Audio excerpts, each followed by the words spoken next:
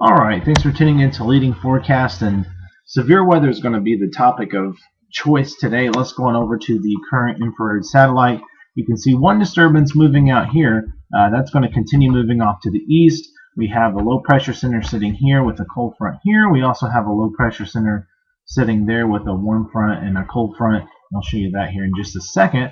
Your focal point for severe weather will end up being back here and then out through this area from the Great Lakes down to the Ohio Valley and even into central Texas a little later on. The current visible satellite here, you can see we do have some cloudiness over the Ohio Valley, and then this little system coming through Minnesota right now. But other than that, we're pretty quiet. Look at this big low spinning off of the Baja right now. Big time low sitting out there, and then another big one sitting up here. Going on over to the current surface map, there you go. There's that low here with the cold front here, low front or low there with the warm front right there and a cold front here, and then your focal point for severe weather is here and here and here. Getting on over to the moderate risk here, you can see right there, right across the eastern South Dakota, western Minnesota area. That's where our area for moderate risk. That's going to be for hail. There could be some big hailers there today. And then C-Tex down here across the Ohio Valley and Great Lakes, and even a slight risk down here across central Texas. There's your hail risk, 45%, with some being significant. Very large hail possible out across that area, south of Fargo, east of Aberdeen, and just west of the Minneapolis area. The lapse rates over there are just incredible. So if you're in that area, if you're storm chasing in that area, get ready. You're going to see some big hail today probably.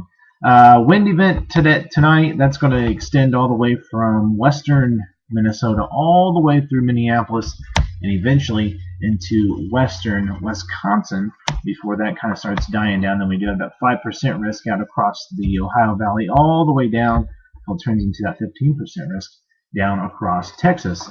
Tornado risk, that's going to be greatest across this area where we do have the 10% risk. That's going to be for those initial supercells. I think eventually this is going to kind of conglomerate into a line or kind of a big, messy, severe system, and when it does that, the tornado risk will go down. But before that, we'll probably see some individual supercells, and that'll be your main risk of tornadoes. Tomorrow, slight risk out across this area for damaging winds and some hail tomorrow. I don't think we'll see a big tornado event. Here's your 500 millibar pattern.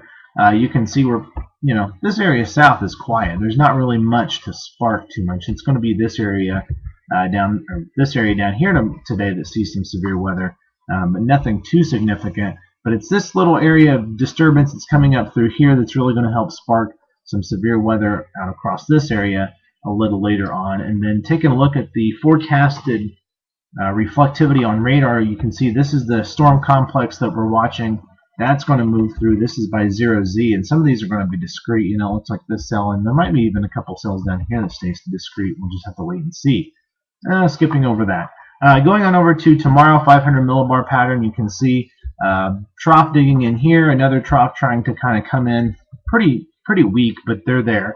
They're not really digging way deep like we like to see for severe weather. And then as we get into Tuesday, here's this one starting to kind of dig in. We get a little bit of a low at 500 millibars. That may help spark some severe weather again out through this area. We'll just have to wait and see. As we get into Wednesday, this trough that was out here skedaddles up to the northeast. And then here's another system trying to build itself in, but it's this high is going to really remain dominant after these next couple of systems by the time we get in the midweek. And the time we get into next week, here's this big system trying to dig in here, but this high just is a beast. And that's going to ridge everything out. And that may stay there for a little bit. In fact, the Euro putting the high, taking it from here to over here. And so we'll just have to wait and see. But somebody's going to get some extremely hot weather probably within the next week to 2 weeks, it looks like, at least according to the GFS and the Euro, who are actually in agreement for once.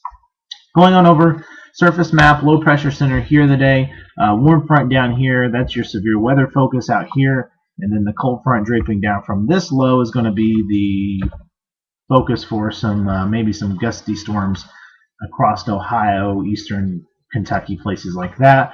Tomorrow, as we get into the afternoon hours, low pressure center here, cold front kind of down through this area, Well, actually down through this area, I guess. Thunderstorms getting going along that cold front again, damaging winds and maybe some hail as we get into Tuesday. Here's your low sitting up here. We get some thunderstorms developing along this front, and some of those could be severe, but I don't think anything too major.